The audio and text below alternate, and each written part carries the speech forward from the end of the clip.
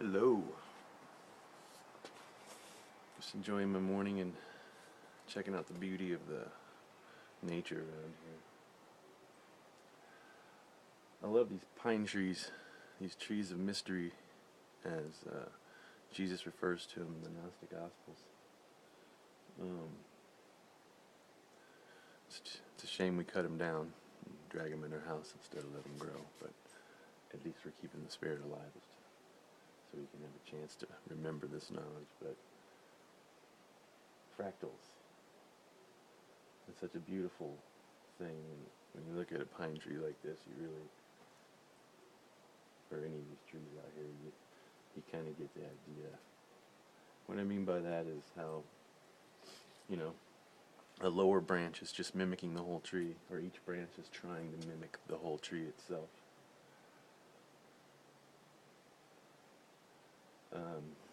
Fibonacci got the credit for discovering how the spiral of the galaxies is fractally embedded in the growth of trees in nature. Of course, it's all extremely variant. So, the only way we can measure it is to find the invariance. And that's what our whole system of knowledge is based on. He got credit for finding fractality, or coming up with this Fibonacci ratio, because he took a limb off of a tree and tried to make it invariant by straightening it out, flattening it out, and inspecting it, or taking leaves and flattening them out, inspecting how they repeat the same pattern over and over, and they grow out from a central point outwards, which just happens to be fractality in nature. And it's also where we get our fractions in our inch. That spiral in our thumb. To me, the universe is energy, frequency, vibration. Everything is singing. I know what science today has really left behind some of the ancient thinking as far as invariant scale harmony. But it's ever present when you look around. And anytime we build structures and we use the symbols in nature, and we use harmony and proportion, or chi, or whatever you want to call it. In the East they call it feng shui. You're trying to capture that energy. We're trying to give reverence to it, and we feel it, and we respond to it. I was told once that the nature is not, the universe is not fractal. Well, anywhere that you're inside a spin and you're inside an electromagnetic bubble, there's fractality all around you. The universe seems to be more chaos. That's because we're trying to measure the invariance constantly, which seems to be chaotic. It'd be like trying to measure every bit of invariance of this tree. It would take a lifetime to really calculate it, because it's growing and ever changing. Nevertheless, our whole system of knowledge is based on centrality, finding that balance in between two things to start to begin measuring. And it all starts, like I've explained in my videos, finding fractal harmony. Looking at both sides, left and right, centering it, bringing it all together. And that's how we climb the cosmic ladder.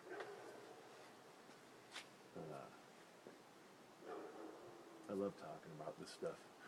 I'm not a scientist, I'm a musician, but I find that as I get older and as I encompass more and more musical understanding, I realize how it relates to everything else. I think this is why when we praise the creator of this universe, we sing. And we give him song. Because the angels are singing, but the angels are singing to me. for the angles, because it's music, it's harmony, it's proportion, everything is in the universe. To me, like I said, energy, frequency, vibration makes sense to me. Fractality is embedded in that. Chaos is embedded. Patterns is embedded in that. And of course, sound is what moves through all liquids, gases, plasma. It manipulates all matter. Kepler got credit for finding the elliptical orbits, but it was in our voice thousands and thousands of years. For thousands of years, when you could find an elliptical orbit in the in the sand, or an elliptical pattern, I should say. The ancients were really so tuned into believing that man was this intermediary in the fractality, where as far as we look into the sky, we'll see infinity, or what seems to be infinity, and as far as we look below, we see another infinity. Man has been trying to reach the cosmic ladder for thousands of years, whether we've rise and fell and rose and fell. I'm videotaping this. My camera's sitting on a ladder, ironically. Right in the middle rung. It's kind of weird shit you notice when you're always looking for that harmony.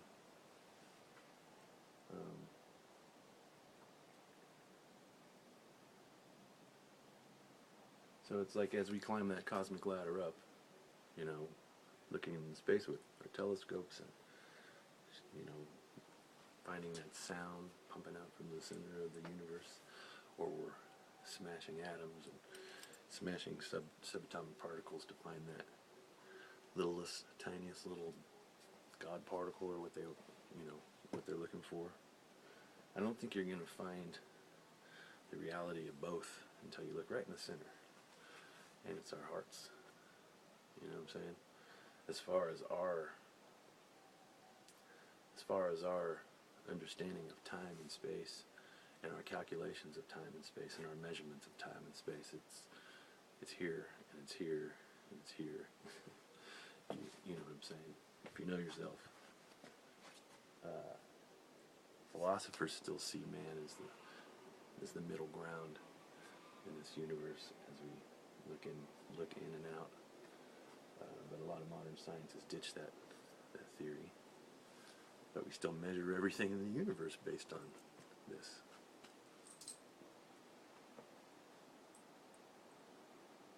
Are we meant to climb the cosmic ladder? I think if we climb it spiritually and physically,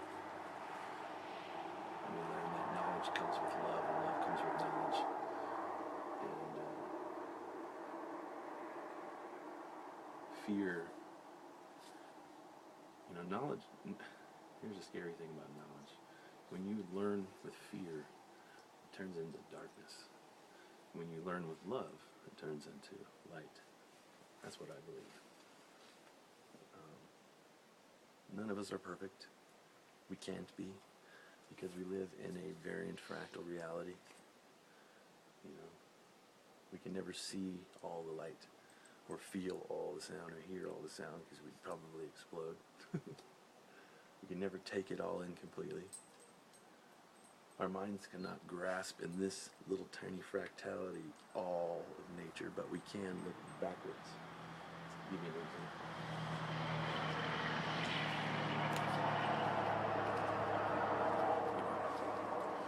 If this is the universe, we're out here somewhere with this little speck. The only way, we could look out, and we could look down, but you just have to recognize that you're just a part of the whole thing. There's nothing you can do about that. And it can be overwhelming, or it can be exceptionally beautiful.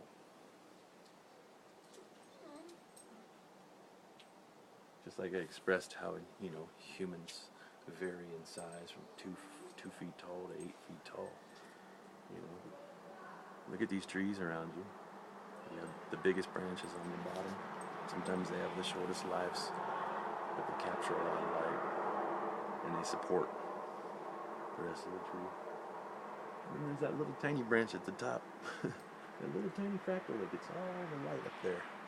But it's got to deal with some of the worst storms. It's always fighting for the light amongst the other trees. This is just looking at a tree and understanding fractality and putting that. This is why I think this tree is so revered around the world, and also because what grows, the fruit bodies that grow symbiotically with it, that are inherently part of us if we consume them responsibly.